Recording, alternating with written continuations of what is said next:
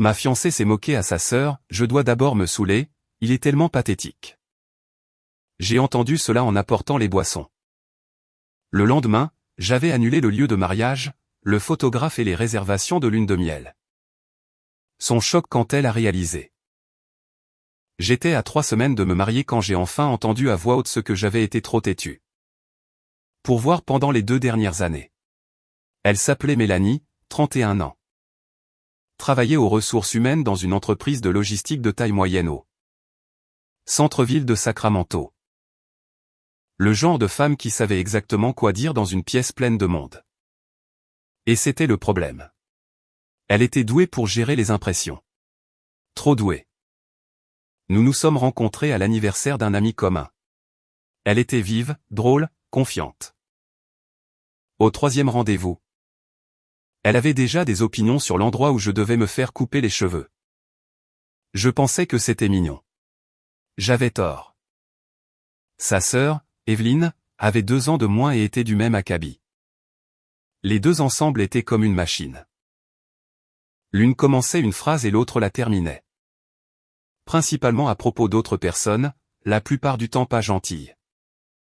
Elles avaient cette habitude de rire de choses qui n'étaient drôles pour personne en dehors de leur petit cercle, puis d'agir surprise quand quelqu'un s'offensait. J'ai assisté à plus de dîners que je ne peux en compter. Les regardant toutes les deux décortiquer quiconque n'était pas à table. Voisins, collègues, cousins, ex. Personne n'était épargné. Mélanie avait un passé que je n'ai appris que par bribes. Avant moi, il y avait un gars nommé Sean avec qui elle était sortie pendant presque 4 ans. Cela a pris fin quand il a eu une offre d'emploi dans un autre état et qu'elle lui a posé un ultimatum. Il a pris le poste. Avant Sean, il y avait quelqu'un d'autre dont elle ne parlait jamais par son nom. Juste désigné comme une erreur que je n'ai pas besoin de revoir. Elle avait 30 ans quand nous avons commencé à sortir ensemble. Et je pouvais sentir très tôt qu'il y avait une pression sous tout ce qu'elle faisait. Pas exactement du désespoir, plutôt de l'urgence. Comme si elle travaillait contre une horloge que seule elle pouvait entendre. Sa famille ne rendait pas les choses plus faciles. Sa mère faisait des commentaires au fait qui étaient enveloppés de sourires mais qui atterrissaient comme des coups de coude. Evelyne m'a dit un jour très sérieusement que Mélanie avait toujours été celle qui était le plus susceptible de se caser. J'ai ri parce que je ne savais pas quoi faire d'autre. Mélanie a fait semblant de ne pas entendre. Il y a eu un dîner chez sa tante, peut-être 8 mois après le début de notre relation, où Mélanie a fait une blague sur le nouveau petit ami d'une cousine. Quelque chose à propos de ses vêtements, de sa façon de parler. Rien qui vaille la peine d'être répété. La cousine l'a entendu. Toute la table est devenue silencieuse. Mélanie a balayé ça d'un rire et je suis resté là, une fourchette à la main, ne sachant pas où regarder. Elle s'est excusée plus tard dans la voiture. Mais les excuses portaient surtout sur le fait que la cousine devait se faire une peau plus épaisse. J'ai laissé passer. J'ai continué à laisser passer les choses. En ce qui nous concerne, le côté physique des choses. J'ai remarqué très tôt qu'elle n'était jamais pleinement présente. Pas absente exactement, mais performante. Comme si elle accomplissait des gestes qu'elle avait jugés appropriés plutôt que ceux qu'elle désirait réellement. Il y a eu des nuits où je l'ai cherchée et elle a fait une blague pour esquiver. Et je me suis dit que c'était comme ça pour certaines personnes. Que ça irait mieux une fois que nous serions bien installés l'un avec l'autre. Ça ne s'est pas amélioré. J'ai juste arrêté de remarquer autant. Je travaille comme électricien, un emploi syndical, des heures stables, un salaire décent. Rien de tape à accent grave-l'œil, mais je possède mon camion. Je paie mon loyer. Je ne dois rien à personne. Je suis le genre de personne qui arrive à l'heure et tient parole et attend la même chose en retour. Cela semble basique parce que ça l'est. Et je pense que c'est exactement pourquoi j'ai raté ce qui était juste devant moi pendant si longtemps. J'attendais toujours la même chose en retour et je me convainquais que je l'obtenais. 3 semaines avant le mariage, Evelyne est venue un vendredi soir. J'avais pris quelques verres en rentrant du travail à Elk Grove, je me suis arrêté à un chevron. J'ai pris un pack de 6 et une bouteille de vin que je savais que Mélanie aimait. Les deux étaient dans le salon quand je suis rentré, déjà en pleine conversation. J'ai tout posé dans la cuisine, ouvert 2 bouteilles et me suis dirigé dans le couloir. C'est là que je me suis arrêté. Je ne sais pas pourquoi je me suis arrêté. Un instinct. Peut-être que j'ai entendu mon nom. Peut-être que j'ai entendu le ton avant d'entendre les mots. Quoi qu'il en soit, je me suis tenu dans ce couloir et j'ai écouté. Evelyne a demandé quelque chose que je n'ai pas entièrement saisi. La fin d'une question, quelque chose à propos du mariage, à propos de nous. Et Mélanie a ri. Pas un rire nerveux, un rire confortable. Le genre que l'on laisse échapper quand on est complètement à l'aise avec la personne à qui l'on parle. Je veux dire, je dois d'abord me saouler un peu, dit-elle. Il est tellement pathétique. Evelyne a ri en retour. Elles sont passées à autre chose. Je suis resté dans ce couloir pendant environ 4 secondes. Puis je suis retourné dans le salon, leur ai donné les boissons. Me suis assis sur le canapé et j'ai passé les 90 minutes suivantes à parler de rien. J'ai souri quand c'était approprié. J'ai rempli son verre une fois. J'ai raccompagné Evelyne à la porte quand elle est partie et lui ai dit de conduire prudemment. Puis je me suis assis seul à la table de la cuisine et j'ai commencé à penser clairement pour la première fois depuis 2 ans. Je suis resté à cette table de cuisine jusqu'après minuit, sans m'égarer. Sans repasser le même moment encore et encore. Juste en réfléchissant à tout avec une sorte de calme froid qui m'a honnêtement surpris. La question n'était pas de savoir si j'avais bien entendu. J'ai entendu exactement ce qu'elle a dit. La question à laquelle je revenais sans cesse était plus simple et plus difficile en même temps. Pourquoi faisait-elle cela du tout? Elle avait des options. Elle était éduquée, employée, présentable. Elle aurait pu nous quitter au bout de 6 mois si elle n'était pas heureuse. Au bout d'1 an, au bout de 18 mois, il y avait des échappatoires partout. Elle n'en a pris aucune. Elle a continué à planifier.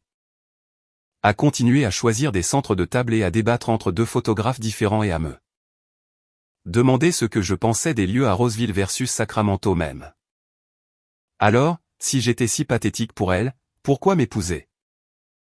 La réponse s'est construite lentement, mais elle s'est construite clairement. Mélanie avait 31 ans. Sa dernière relation sérieuse s'était terminée parce qu'elle avait posé un ultimatum et avait perdu. Celle d'avant dont elle ne parlait jamais. Sa mère faisait des commentaires de vacances sur les délais. Sa cousine était déjà à son 2e enfant.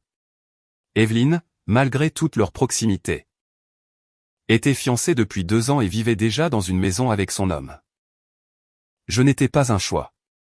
J'étais une solution. Un revenu stable, pas de drame, je me présentais quand je disais que je le ferais. Je ne la mettais pas dans l'embarras. Sur le papier.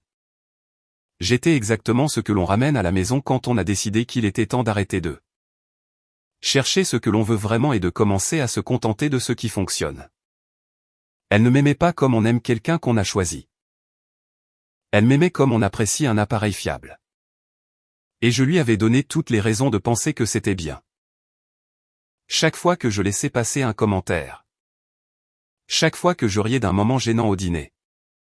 Chaque fois que je remarquais que quelque chose n'allait pas entre nous et que je me convainquais que j'y pensais trop, il y a eu un moment environ 4 mois après les fiançailles. Nous étions à un barbecue chez Margaret, une collègue. Mélanie avait bu quelques verres et a commencé à raconter une histoire sur un gars avec qui Margaret était sortie. En donnant des détails. Le genre de détails que l'on ne partage que si l'on veut que les gens grimacent. Le mari de Margaret se tenait à 3 mètres de là. Il en a entendu assez pour devenir silencieux. Toute la conversation s'est enlisée. Margaret a tiré Mélanie à part et quoi qu'il ait été dit entre elles. Mélanie est revenue là où je me tenais avec ce sourire forcé qu'elle utilisait quand elle couvrait quelque chose. Sur le chemin du retour, je lui ai dit que c'était déplacé. Elle m'a dit que j'étais sensible. Puis elle a dit que je ne comprenais clairement pas comment les femmes se parlaient. Ce qui était sa façon de mettre fin à une conversation qu'elle ne voulait pas avoir. J'ai laissé tomber. J'ai toujours laissé tomber. C'était le schéma. Elle dépassait une limite. Je disais quelque chose. Elle le reformulait comme étant mon problème, et je passais à autre chose. Pendant 2 ans. Cela s'est produit suffisamment de fois pour que j'arrête de signaler les choses du tout.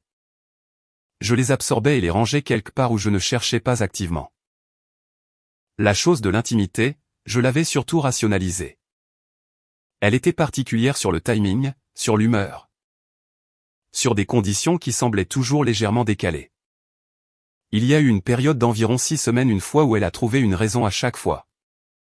Fatiguée, mal de tête, tôt demain matin. Je ne la pressais pas. Je ne demandais même pas la plupart du temps, mais la distance était là et je la sentais. Je l'ai abordée une fois avec précaution et elle m'a dit que je la faisais se sentir comme un objet. Cela a mis fin à la conversation rapidement. Je me suis excusé. Elle a accepté. Rien n'a changé. Maintenant, assis à cette table à minuit, le tableau était entièrement assemblé. Elle avait besoin du mariage. Pas de moi spécifiquement, du mariage. Le statut de celui-ci, les photos, la robe, l'annonce. La chose qu'elle pourrait montrer à sa mère et à ses cousins et à tout le monde dans son orbite. Comme preuve que son calendrier était intact. J'étais l'homme attaché à ce plan. Pratique. Stable et apparemment assez facile à gérer pour qu'elle se sente à l'aise de dire exactement ce qu'elle pensait à sa sœur dans son propre salon avec moi à 9 mètres. Je suis allé me coucher vers 1 heure du matin. Elle dormait déjà. Je suis resté là un moment à regarder le plafond. Puis j'ai fermé les yeux. Au moment où mon réveil a sonné à 6 heures, je savais déjà ce que j'allais faire. Chaque étape de cela. Elle dormait encore quand j'ai fait le café à 6h15. Je l'ai bu debout au comptoir de la cuisine, regardant par la fenêtre la cour.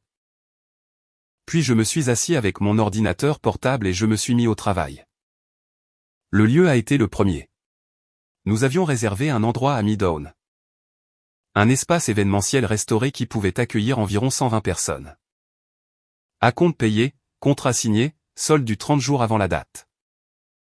J'ai consulté le contrat, trouvé la clause d'annulation et appelé le numéro indiqué.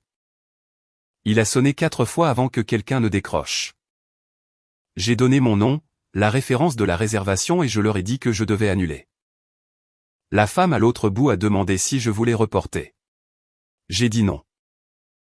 Elle m'a expliqué le processus, m'a dit que l'acompte était non remboursable selon les termes. Et je lui ai dit que c'était bon. Elle a envoyé un email de confirmation avant que nous raccrochions. 6h42 du matin. Le photographe était le suivant, un gars nommé Irving. Qui avait photographié 3 mariages dans le cercle élargi de Mélanie et qui était fortement recommandé par Evelyne. Naturellement. Nous avions payé des frais de réservation et étions prévus pour une dernière visite la semaine suivante. Je lui ai envoyé un message via la plateforme de réservation, direct, sans fioriture, annulant le contrat et faisant référence à la clause qui couvrait les annulations complètes au-delà de 30 jours. Il a répondu dans les 20 minutes en demandant si tout allait bien. Je n'ai pas répondu. La lune de miel avait été entièrement de mon ressort. 10 jours de vol, hôtel, 2 excursions déjà pré-réservées. Je l'avais mise sur ma carte et Mélanie n'avait jamais demandé combien cela coûtait. Ce qui m'avait dit quelque chose que j'avais également mis de côté et que je n'avais pas examiné. D'assez près. J'ai d'abord appelé la ligne d'assurance voyage. J'avais ajouté une couverture lorsque j'ai réservé presque par instinct et j'ai commencé une réclamation. Ensuite, j'ai contacté l'hôtel directement et la compagnie aérienne. L'hôtel était simple. La compagnie aérienne a pris plus de temps et a nécessité 2 transferts, mais à 8:15. C'était fait. Confirmation d'annulation dans ma boîte de réception. Numéro de réclamation de la compagnie d'assurance. Calendrier de remboursement noté. Temps total juste moins de 2 heures. Elle a dormi pendant tout ça. J'ai entendu la porte de la chambre s'ouvrir vers 8h40. Elle est sortie en t-shirt, les cheveux encore de la nuit précédente. Se dirigeant vers la cafetière. Elle a dit bonjour sans me regarder directement. Ce qui était normal pour elle avant sa première tasse. J'ai répondu bonjour. Elle s'est assise en face de moi avec sa tasse et a fait défiler son téléphone.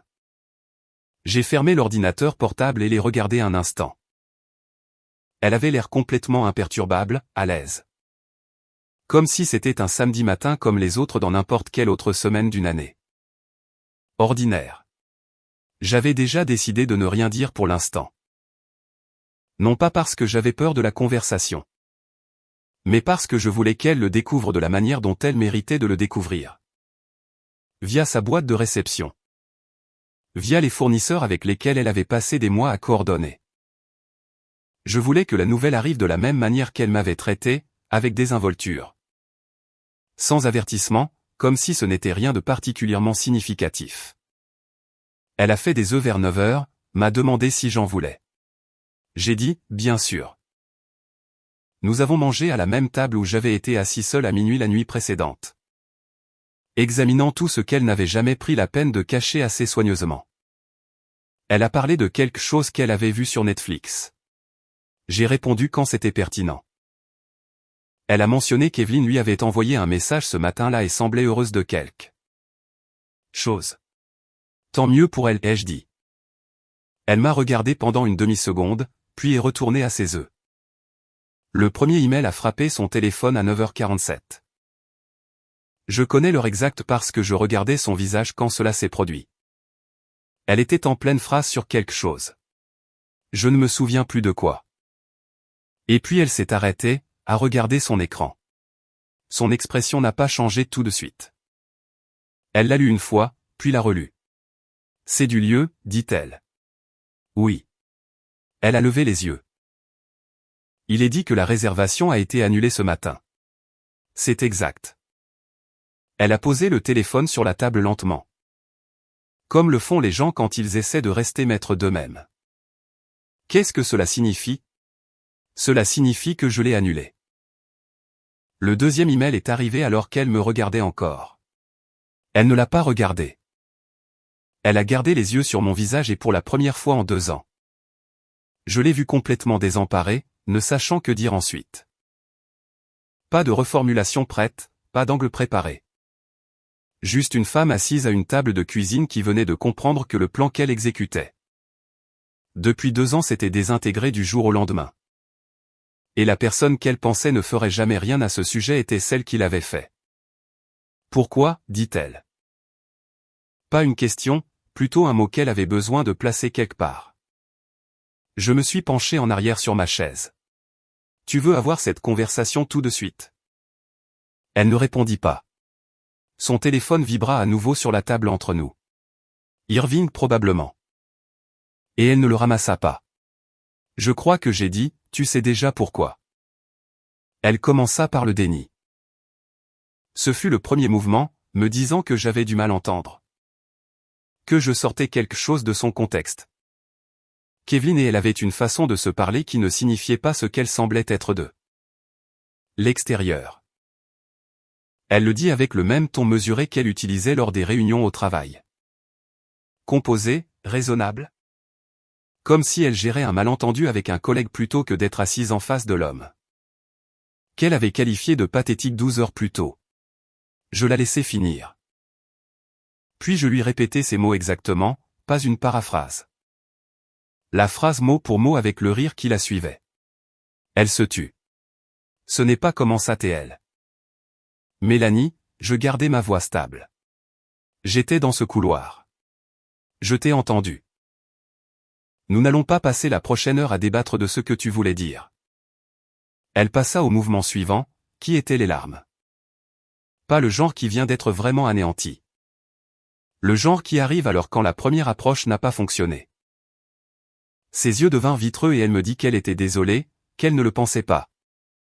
Qu'elle s'était défoulée auprès d'Evelyne comme les sœurs se défoulent et que ça avait mal tourné. Qu'elle ne penserait jamais réellement à moi de cette façon. Je la regardais dire tout cela et je pensais à tous les dîners où elle avait fait la même chose à quelqu'un d'autre. La façon dont elle pouvait pivoter vers la sincérité dès qu'une situation l'exigeait. Elle était douée pour ça. J'avais pris cette compétence pour de la profondeur pendant 2 ans. Voici ce à quoi je ne cesse de revenir. J'ai dit. Tu n'as pas dit ça parce que tu passais une mauvaise journée. Tu l'as dit parce que c'est ce que tu penses.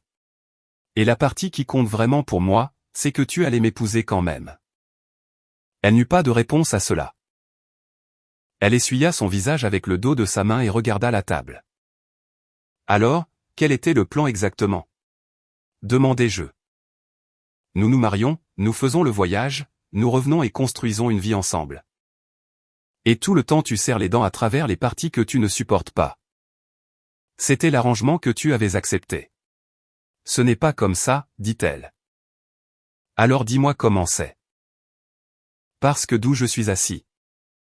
Tu avais besoin d'un mari et j'étais disponible et je cochais suffisamment de cases. Et cela aurait pu très bien fonctionner pour toi si tu avais été un peu plus prudente sur ce que tu dis et où tu le dis. Cela a fait mouche.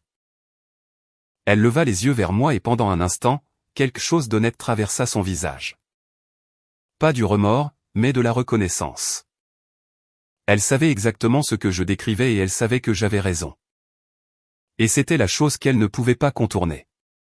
Je t'aime, dit-elle. Je suis sûr que tu aimes la version de moi qui n'allait jamais rien faire à ce sujet. J'ai dit que cette version était très pratique. Elle s'est écartée de la table et s'est levée. Elle a commencé à se déplacer dans la cuisine comme les gens le font quand ils ont besoin d'être en mouvement. Rangeant des choses qui n'avaient pas besoin d'être rangées. Ouvrant le réfrigérateur et le refermant. Elle a demandé ce qu'elle était censée dire aux gens. Sa famille, sa mère, les invités qui avaient déjà réservé leur voyage. C'est ton problème, ai-je dit. Tu es doué pour gérer l'apparence des choses. Tu trouveras bien une solution. Tu es cruelle, dit-elle. J'ai failli rire. Mélanie. Je t'ai servi des boissons hier soir et je suis resté sur ce canapé pendant 1h30 comme. Si tout allait bien. Je ne suis pas cruel. Je suis honnête. Il y a une différence, et tu le saurais si tu avais essayé à un moment donné. Elle a pris son téléphone sur la table et est allée dans la chambre. La porte ne claqua pas. Elle la ferma avec contrôle, ce qui était en quelque sorte pire. Je suis resté assis quelques minutes, et fini le reste de mon café. Puis je me suis levé et j'ai rincé la tasse dans l'évier. 20 minutes plus tard, elle est ressortie, habillée, sac sur l'épaule. Elle a dit qu'elle allait chez Evelyne. J'ai hoché la tête. Elle est restée un instant dans l'embrasure de la porte. Comme si elle attendait que je dise quelque chose qui changerait la trajectoire de la matinée. Je n'avais rien à ajouter. Elle est partie. J'ai entendu sa voiture quitter l'allée. J'ai pris mon téléphone et j'ai appelé mon ami Thomas. Nous sommes amis depuis le lycée. Nous avons travaillé dans le même syndicat pendant un certain temps avant qu'il ne passe à un autre. Entrepreneur. Je lui ai dit que j'avais besoin de parler, je lui ai demandé s'il était disponible. Il a dit, viens. J'ai pris mes clés et je suis parti. Thomas habitait à 20 minutes de là, dans une maison qu'il louait avec sa petite amie. Je me suis assis à sa table de cuisine et je lui ai raconté toute l'histoire depuis le début. Il a écouté sans m'interrompre, ce qui est l'une des choses que j'ai toujours respectées chez lui. Quand j'ai eu fini, il s'est penché en arrière et a dit, « Alors, tu as déjà tout annulé ?» « Tout ?» J'ai dit. Il a hoché la tête lentement. « Bien. » C'était toute la conversation dont j'avais besoin. Le dimanche soir, mon téléphone avait enregistré 14 appels manqués. 4 de Mélanie, 3 d'Evelyne. 2 d'un numéro que je ne reconnaissais pas et qui s'est avéré être la mère de Mélanie. Et le reste de contacts auxquels je n'avais pas parlé depuis des mois et qui avaient apparemment été informés de la situation et se sentaient obligés de donner leur avis. Je n'ai répondu à aucun d'eux. La mère de Mélanie a laissé un message vocal. Je l'ai écouté une fois, debout dans l'allée de Thomas avant de rentrer chez moi. Elle a dit qu'elle était sûre qu'il y avait eu un malentendu et qu'elle espérait que nous pourrions nous asseoir ensemble, en adultes, et régler ce qui s'était passé. Son ton était contrôlé, mais en dessous, il y avait autre chose. L'alarme spécifique d'une femme qui avait vu le plan de sa fille se défaire et qui comprenait exactement ce que cela signifiait pour l'histoire que la famille se racontait. J'ai supprimé le message vocal et je suis rentré chez moi. Mélanie était là quand je suis rentré. Elle avait clairement passé du temps chez Evelyne à réfléchir à la façon de m'approcher parce que la version d'elle qui m'attendait dans le salon était différente de celle qui était partie ce matin-là. Plus calme, plus délibérée. Elle a demandé si nous pouvions parler sans que cela ne devienne une dispute. Je me suis assis et lui ai dit de continuer. Elle avait préparé quelque chose. Je pouvais le dire parce qu'elle le déroulait de manière séquentielle. Reconnaissant que ce que j'avais entendu était blessant. Expliquant qu'elle avait ressenti de la pression concernant le mariage et qu'elle s'était exprimée négligemment, me disant que ses sentiments pour moi étaient sincères. Même si la façon dont elle s'était exprimée était indéfendable. Elle a utilisé ce mot, indéfendable. Evelyne l'avait probablement coaché sur celui-là. Quand elle a eu fini, je lui ai posé une question. Combien de fois as-tu dit quelque chose comme ça à Evelyne à mon sujet? Elle n'a pas répondu assez vite. C'est ce que je pensais. J'ai dit que ce n'était pas une chose ponctuelle qui avait mal tourné sous la pression. C'est comme ça que tu parles de moi quand je ne suis pas dans la pièce. Il se trouve que j'étais assez près pour l'entendre cette fois. Elle a essayé de m'interrompre et j'ai continué. Et voici la partie sur laquelle je veux que tu réfléchisses vraiment. Tu étais à 3 semaines de m'épouser, pas à 3 mois de fréquentation. Pas au début, quand les gens sont encore en train de se comprendre. À 3 semaines de la date, les dépôts payés, les invités confirmés, ta robe retouchée. Et tu penses toujours à moi de cette façon. Alors, soit tu allais passer le reste de ta vie à me tolérer, soit à un moment donné. Tu aurais fait en sorte que je le découvre, mais pas selon tes conditions. Elle m'a dit que je la faisais paraître calculatrice. Je lui ai dit que le mot que j'utiliserais était pratique. Elle avait été pratique à propos de tout cela dès le début. Et j'avais été trop à l'aise pour le remarquer. Cela a mis fin à la conversation. Elle s'est tue et est restée ainsi. Et je suis allé dans la chambre et j'ai commencé à trier ce qui dans l'appartement était à moi et ce qui était à elle. Nous ne vivions pas ensemble officiellement. Elle avait son propre appartement de l'autre côté de la ville. Une location qu'elle avait gardée depuis avant que nous nous fiancions. La plupart de ses affaires chez moi s'étaient accumulées avec le temps. Une lente dérive d'une relation qui se dirigeait vers une fusion qui n'allait maintenant plus avoir lieu. Les appels ont continué pendant les 2 jours suivants. Evelyne a envoyé un SMS le lundi matin disant qu'elle devait s'expliquer et que ce que Mélanie avait dit ne signifiait pas ce qu'il semblait. Je l'ai lu et j'ai posé mon téléphone face contre terre sur mon établi. J'étais sur un chantier Anatoma cette semaine-là, une rénovation commerciale, une équipe complète. De longues journées. C'était exactement le genre de travail qui garde les mains occupées et la tête de tourner en rond. Et j'en étais reconnaissant. La situation au sein de la famille de Mélanie, j'ai appris plus tard par Thomas, était déjà compliquée avant mon arrivée. Il y avait eu un incident environ 1 an avant que Mélanie et moi nous mettions ensemble. Quelque chose lors d'une réunion de famille chez sa tante où Mélanie s'était disputée avec sa cousine Catherine à propos de quelque chose qui avait commencé comme un commentaire et avait dégénéré en une véritable dispute devant tout le monde. Catherine avait cessé de parler à la mère de Mélanie à cause de cela. Affirmant qu'elle avait pris le parti de Mélanie sur quelque chose qu'elle n'avait pas à défendre. La fracture ne s'était jamais complètement refermée. 2 branches de la famille avaient discrètement cessé d'apparaître aux mêmes événements. Quand la nouvelle de l'annulation du mariage s'est répandue, Catherine a apparemment appelé directement la mère de Mélanie. Je ne sais pas ce qui a été dit. Ce que je sais, c'est que dans les 48 heures suivant ma conversation avec Mélanie, la famille s'était fracturée davantage le long de cette même ligne existante. Certaines personnes se rangeant du côté de « il a dû faire quelque chose » et d'autres se rapprochant de la vérité. Mercredi après-midi, Evelyne est arrivée sur mon chantier. Je l'ai vue se garer sur le parking depuis l'autre bout du bâtiment. Elle conduisait un SUV blanc difficile à manquer. Elle est descendue et est restée là comme si elle décidait si elle devait s'approcher. Je me suis dirigé vers elle avant qu'elle ne puisse prendre cette décision de son propre chef. Je ne suis pas ici pour causer des problèmes, a-t-elle dit. Alors cette conversation va être courte, ai-je dit. Elle m'a dit qu'elle se sentait responsable et qu'elle aurait dû dire quelque chose sur le moment. Pour arrêter ça au lieu de rire. Je l'ai regardé une seconde. Evelyne, tu n'as pas ri parce que tu as été prise au dépourvu. Tu as ri parce que tu étais d'accord avec elle. Alors, passons la partie où tu te fais passer pour la personne qui a presque fait ce qu'il fallait. Elle n'a pas eu de réponse à cela. Elle est restée là un moment de plus. Puis, elle a hoché la tête une fois, est remontée dans le SUV et est partie. Je suis retourné au travail. Mélanie a envoyé un dernier message ce soir-là, long.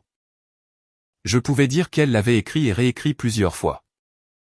Elle a dit qu'elle comprenait que la confiance était brisée et qu'elle ne me demandait pas de prétendre le contraire.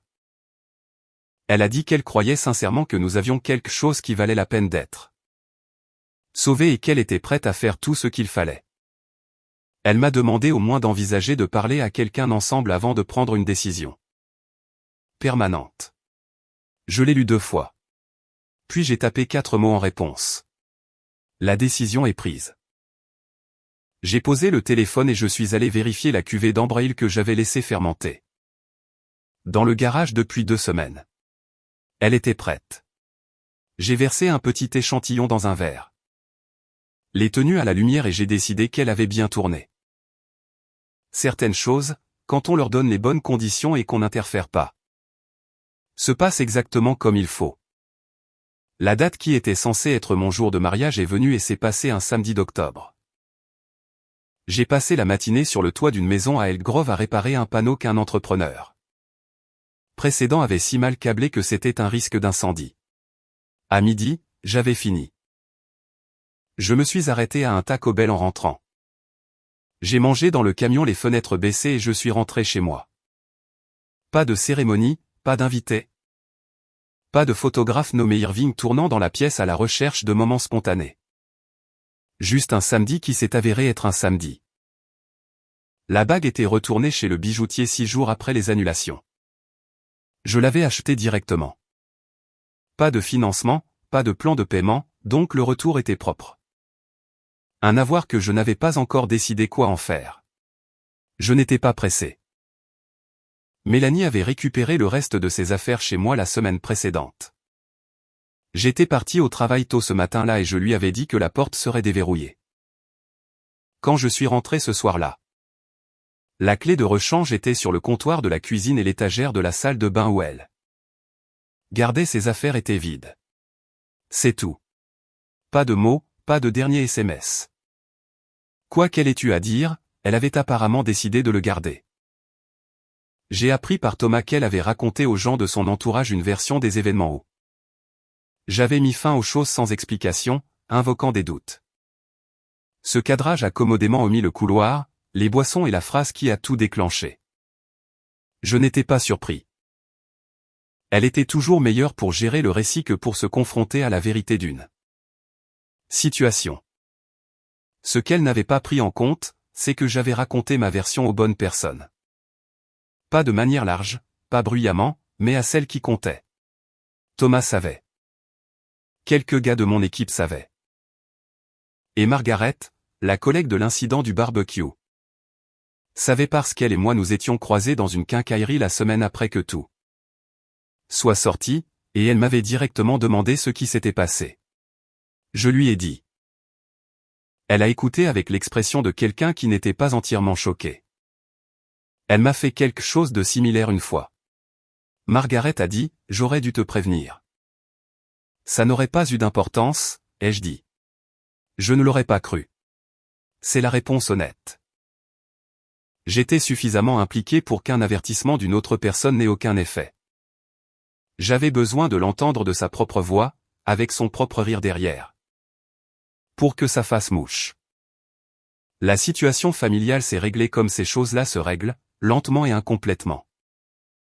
Catherine, la cousine, avait apparemment contacté la mère de Mélanie après que le mariage soit tombé à l'eau. Et quelle que soit la conversation, cela n'a fait qu'approfondir la division existante.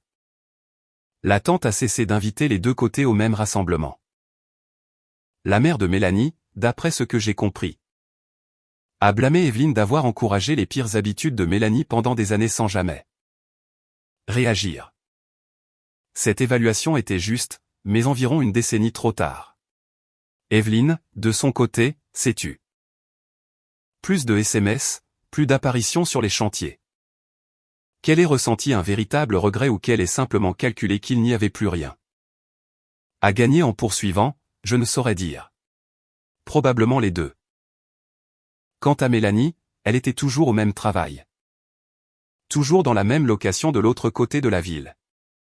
Toujours en mouvement dans Sacramento de la même manière qu'elle l'avait toujours fait. Je l'ai vue une fois environ 6 semaines après tout, dans un Walgreens près de Howe Avenue. Elle était dans l'allée suivante. Nous nous sommes reconnus au même moment. Elle a détourné le regard la première. J'ai fini de lire l'étiquette de ce que je tenais. Les remis sur l'étagère et je suis parti par l'autre bout de l'allée. Ce fut la dernière fois que je l'ai vue. L'avantage d'un plan basé sur la gestion des perceptions des autres est qu'il exige que tout le monde continue de coopérer. Au moment où une personne s'arrête, arrête de jouer, arrête d'ignorer. Arrête d'absorber ce qu'on lui donne et de considérer que c'est suffisant. Toute la structure n'a plus rien pour la maintenir. J'avais coopéré pendant 2 ans sans savoir que c'était ce que je faisais. La nuit où je me suis tenu dans ce couloir et où je l'ai entendu rire, j'ai arrêté. Tout ce qui a suivi n'était que des conséquences. Ma vie après cela ressemblait presque exactement à ma vie d'avant. Même travail, même maison. Même camion avec 140 000 miles au compteur que j'avais toujours voulu échanger et que je n'ai jamais fait. La différence était dans ce qui n'était plus là. La tension légère d'une relation qui me demandait d'être légèrement moins que ce que j'étais. L'habitude de ranger les choses et de ne pas les examiner. L'accommodation silencieuse de quelqu'un qui avait décidé que j'étais utile sans décider que j'en valais la peine. Disparu.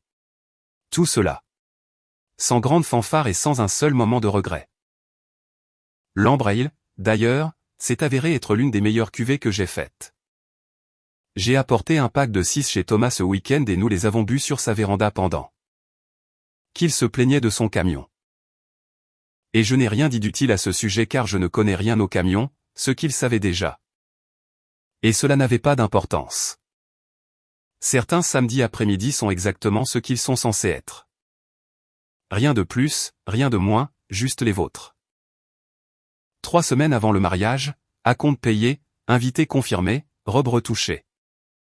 Et elle parlait encore de lui comme ça à sa propre sœur dans sa propre maison. Je veux dire, certaines personnes sont juste vraiment attachées au plan, pas à la personne. Si vous avez apprécié notre vidéo, n'oubliez pas de laisser un j'aime. C'est très important pour la chaîne. Beaucoup de gens regardent jusqu'à la fin puis passent à une autre vidéo, oubliant de laisser un j'aime, et cela nous tient vraiment à cœur. Laissez également un commentaire pour nous dire ce que vous en avez pensé. Quelle est votre opinion à ce sujet? Ou commentez simplement d'où vous regardez cette vidéo. Gardons les commentaires actifs et engagés. Merci d'avoir regardé jusqu'à la fin et je vous dis à la prochaine vidéo.